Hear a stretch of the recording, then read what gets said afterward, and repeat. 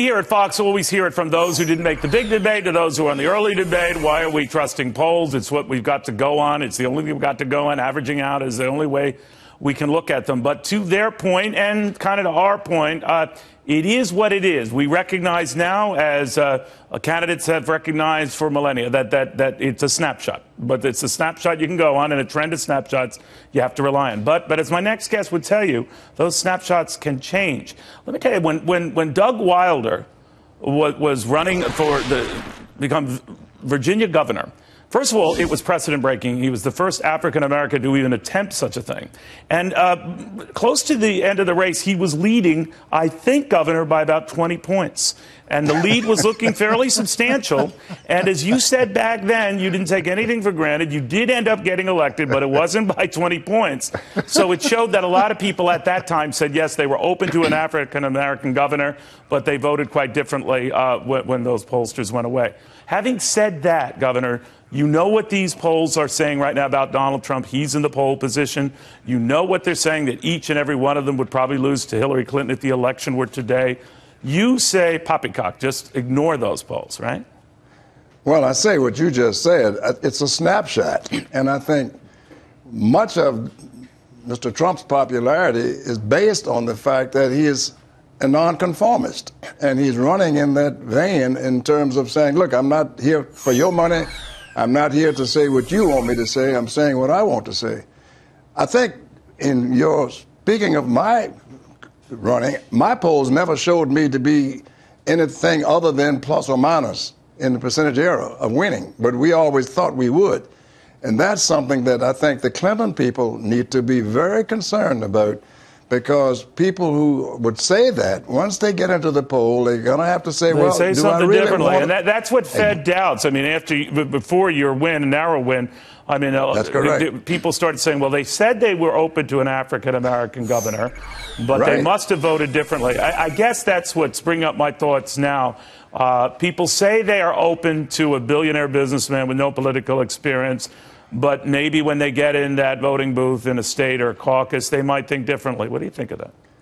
I think you're right. But I also think that the real issues that the people want to hear have not been discussed by either camp, by either of the Democratic candidates or the Republican candidates, because the public is concerned about what they're going to do for them, not with sloganeerings, not bring us back or make us great again, but what does that mean?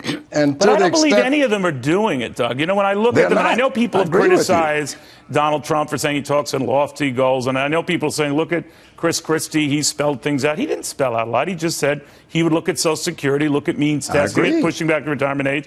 Rand Paul, to his credit, has come up with a very simple tax plan that calls for much lower rates. But beyond that, I mean, they really haven't really dotted a lot of I's or crossed a lot of T's. So they're all kind of trumping this, aren't they? I don't disagree with you at all. I think what the American people are interested in today is, what are you going to do to make America what it has portended to be, what it says it should be. And you can't sloganeer by saying, well, we want to make America great again. America hasn't been great for all people all times.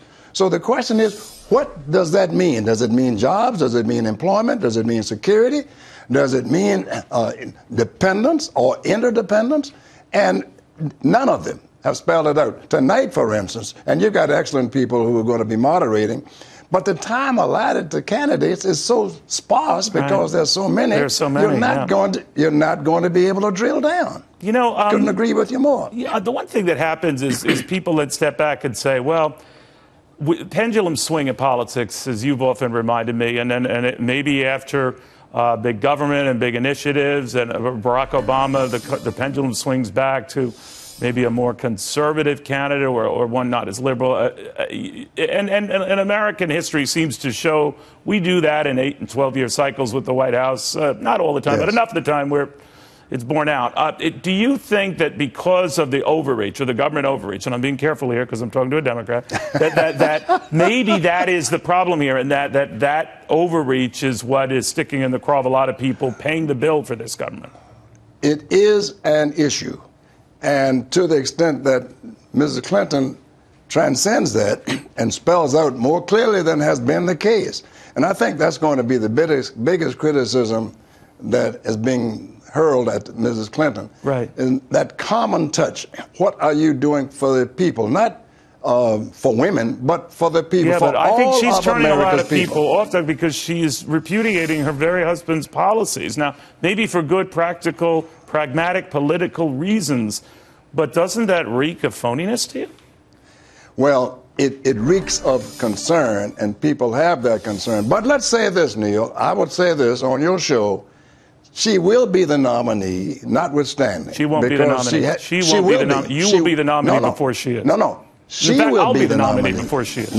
She's she imploding. will be. She's no, imploding. She's not. And I will say this. I will bet you a double quarter pounder next time you're up here in New York. What, triple? I'll tell you what, you got that bet, and I'll tell you something else. Right. No one else from the Democratic side is going to enter. Joe Biden is not going to enter because he is not crazy enough to believe that he can muster the support to overcome her lead. Have you seen these approval numbers? Her negatives are rising. Even Donald Trump's are tumbling now. He's down 20 points in the negative ratings. She's up 20 points. I don't disagree. Well, how can someone like that win? It's going to be a problem for Democrats in the general election. And I can say to you, there's no one else that can touch her. Unless you enter the race. I'm not going to enter it. The race I'm going to enter is the run for cover.